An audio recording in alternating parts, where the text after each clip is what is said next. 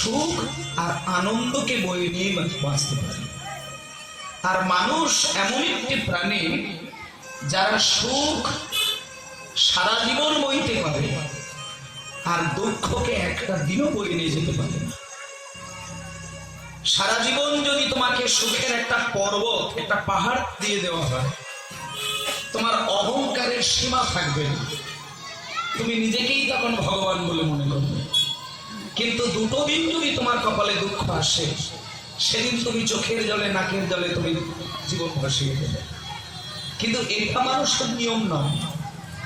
যেমন সুখ পেলে, আনন্দ পেলে আমরা নিজেদেরকে খুব পরমানন্দ বলে মনে করি, তেমন দুঃখ যদি আমাদের জীবনে ঘুরে ফিরে আসে, জানতে হবে যে সুখ যেহেতু তুমি ভোগ করেছো, দুঃখ তোমার সঙ্গে থাকবে। আর যে যত বেশি সুখকে ভোগ করবে আর দুঃখকে তাড়ানোর চেষ্টা করবে, তার জীবনে অশান্তি বেশি বেশি করে এসে যাবে। কারণ মানুষ বড্ড সুখের চিন্তা করে বলে মন আমাদের পঞ্চ ইন্দ্রিয়ের দ্বারা সুখটাকে আপন করে নিতে চায়। একটু ভেবে দেখুন, তোমার দূর দিয়ে চিন্তা করে দেখুন, খুব দূর দিয়ে চিন্তা করে দেখবেন। আপনি জন্ম থেকে মৃত্যু পর্যন্ত এখানে যার যতগুলো বয়স হয়েছে, কেউ 5 বছরের মানুষ আছেন, কেউ 80 বছরেরও মানুষ এখানে আছেন।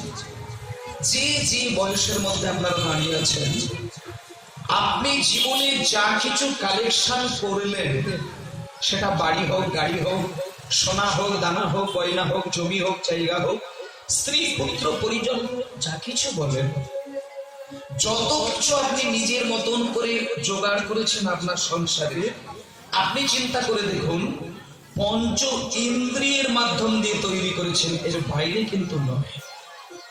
সব এই পঞ্চ ইন্দ্রিয় দিয়ে তৈরি হয়েছে। চক্ষু, কর্ণ, নাসিকা, জিহ্বা, ত্বক, যা কিছু করেছেন এই 5টা ইন্দ্রিয়ের দ্বারা আপনি অনুভূতিকে, অনুভব শক্তিকে বাড়িয়ে কোনো কালেকশন করেছেন। আপনার যদি চোখ না থাকতো, আপনার যদি কান যদি না থাকতো, আপনার যদি জিহ্বা ভালো কথা বলতে না পারতো, আপনি যদি বোবা হতেন, আপনার যদি ত্বকের অনুভব শক্তি না থাকতো, তাহলে আপনি এত কিছু করার আকাঙ্ক্ষাই আপনার মনের মধ্যে জন্ম নিত। মন চারিদিকে ছুটে বেড়াচ্ছে কিসের জন্য? আস্তে ডান দিকে মাইলের বলছে, আস্তে কথা না। যারা নৌকা বেশি দেয়, ধর্মের মর্যাদা অধিক কম দেয়। আমার কাছে যদি একটা পশু থাকে, একটা পাখি থাকে, খেয়াল করে দেখবেন, আপনার বাড়িতে যদি গরু থাকে, ছাগল থাকে, পাখি থাকে, তারা ধর্ম পালনে কোনো ত্রুটি রাখে না। কিন্তু মানুষ ধর্ম পালনে অনেক ত্রুটি করে। যেমন 1 নম্বর ধর্মের কথাটা বলতে গেলে, প্রথম যেটা ধর্ম আমি বলি, একটা মানুষ সারা জীবনের গুরুত্ব দেবার দরকার নেই। আমি আপনাদের কতগুলো কৌশল বলে দিই, মায়েরা শোনেন। শান্তিময় করে রাখতে হবে, তাহলে আপনি ভবিষ্যতে কি করবেন, কর্তব্য সেটা কিন্তু আমরা করি না, কিন্তু আমারই বাড়িতে থাকা আমার কুকুরটা সেটা কিন্তু করে। মানে মানুষ কত নিকৃষ্ট, মানুষ সেটা বোঝে না। আর মানুষ শুধু শিক্ষার দ্বারা বলে মানুষ হলো উৎকৃষ্ট, বাকি সকল প্রাণী নিকৃষ্ট। এটা মানুষের বিচারে। বিজ্ঞানীর বিচারে মানুষ উৎকৃষ্ট প্রাণী, কিন্তু একটা সাধকের বিচারে মানুষ নিকৃষ্ট। অনেকগুলো তার দিক আছে, একটু কথাগুলো শুনবেন। তাহলে 1 নম্বর কথা হচ্ছে, মানুষ নিকৃষ্ট মনে, দেহটা হয়তো উন্নত মানের, তাই জন্য বলে উৎকৃষ্ট, কিন্তু মন প্রাণটা অনেক নিকৃষ্ট জায়গায়। তার কতগুলো নজির আপনাদের আমি ধরিয়ে দিচ্ছি, শোনেন।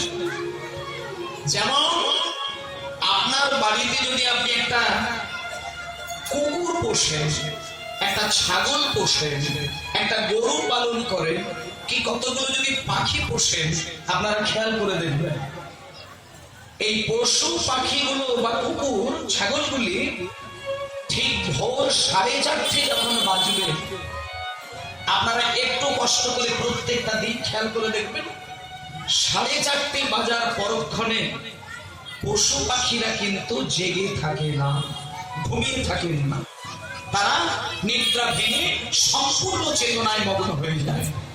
তাহলে 4:30 পরে পশু পাখিগুলো জেগে যায় কেন? কারণ এই মুহূর্তে এমন একটি প্রাকৃতিক শক্তির উত্থান ঘটে যে এই বিশ্ব ব্রহ্মাণ্ডের ওই প্রাকৃতিক শক্তিটাকে নেবার জন্য একটা পশু সে তার ধর্মটাকে বেছে নেয়, সে অধর্মটাকে বেছে নেয় না। পশুদের ধর্ম করার জন্য 10 বার ভাবতে হয় না, কিন্তু মানুষ 1000 বার ধর্মের কথা ভাবে কিন্তু ধর্ম পালন করতে পারে। কত কত কথা আমি বলি আপনাদের শোনেন। যেমন আমি আরো সোজাভাবে বলতে গেলে দেখা যায়, আপনার ওই ঘরের গরুটাকে দেখবেন, আপনি সুন্দর করে মাছ মাংস রান্না করে গরুর কাছে ধরাবেন, বলুন গরুকে যদি আপনি 10 দিন খেতে না দেন, তারপরে গিয়ে যদি মাছ মাংস তৈরি করে গরুর কাছে ধরান, বলুন গরু খাবে কি? খাবে কি? জিভ নিয়ে পর্যন্ত চেটে দেখবেন না। কেন জানেন? কারণ সে জানে যে আমি খিদের জ্বালায় যন্ত্রণায় ছটফট করে মরে গেলেও আমি অন্যের খাবার কোনোদিন গ্রহণ করব না। গরু জানে ওটা আমার খাদ্য নয়, সুতরাং আমি সুখে দেখে নেব যে ওটা আমার কিনা, যদি বুঝি আমার নয় ওখানে আমার অধিকার নেই। আর ঠিক আপনার কুকুরটিকে দেখবেন, কুকুরকে 10 দিন খেতে না দিয়ে তাকে যদি ওই ঘাস পাতা নিয়ে গিয়ে খড় কুচিয়ে খোল দিয়ে একটু মেষ ছড়িয়ে দিয়ে কুকুরকে ধরান, সেও কিন্তু সুখে নিয়ে ছেড়ে দেবে, সে যন্ত্রণায় ছটফট করবে কিন্তু ওখানে মুখ দেবে। কারণ তারা তাদের ধর্মের পথে থাকতে চায়, তাদের ধর্মের প্রাপ্তিটাকে গ্রহণ করতে চায়, তাদের নিজেদের যেটা জিনিস সেটাকে নিজের করে নিতে চায়, বাকি কোনো জিনিসে তারা মন দেয় না, জীবও ঠেকায় না। আর একমাত্র মানুষ যে কিনা খিদের জ্বালায় নিজের খাবার খায়, খিদের জ্বালায় পশুদের খাবারও খায়, খিদের জ্বালায় পাখিদের খাবারও খায়, আবার এমনকি মানুষ নিজের মাথা পর্যন্ত অপরের মাথা পর্যন্ত চিবিয়ে খায়। একমাত্র মানুষ, একমাত্র মানুষ সে অধর্মের পথে চলে, তাই প্রয়োজন হলে মানুষ মানুষের মাথা পর্যন্ত খেয়ে নেয়। এর প্র্যাকটিক্যাল অভিজ্ঞতা আপনারা জানেন। তাহলে এই ক্ষেত্রে মানুষের কি উন্নতি হতে পারে? যার কারণে চৈতন্য মহাপ্রভু বলেছেন যে দেখো, তোমরা এই যে অন্যের খাবারগুলোকে কুড়িয়ে কুড়িয়ে খাচ্ছ, এর একমাত্র কারণ হলো একটাই, একমাত্র কারণ হলো একটাই, তোমরা ধর্মের মর্যাদা যতটা না দাও তার থেকে তোমাদের মনের মর্যাদাটা বেশি দাও। আজকে যদি একটা 10 বছরের ছেলে বাড়িতে থাকে, তাকে যদি নিরামিষ আহারের কথা বলা হয়, সে ছটফট করে খায় না, ভাতের থালা ছড়িয়ে দেয়, ঠেলে দেয়, ফেলে দেয়। তখন বাড়ির ঠাকুরমাটা বলে, ওমা ও এখন বাচ্চা আছে, ওকে যা খেতে চাই খেতে দাও, বড় হলে সব শিখে যাবে। আত্মা চাইলে তাকে বাধা দিতে নেই। খবরদার, একটা কথা বলে দিই, আত্মা কিন্তু কোনোদিন খায় না, এই খবরটা রাখবেন। আপনার মাছ খেতে ইচ্ছে হলো, আপনি আত্মার দোহাই দিয়ে খেয়ে নিলেন। আপনার মাংস খেতে ইচ্ছে হলো, আত্মার দোহাই দিয়ে খেয়ে নিলেন।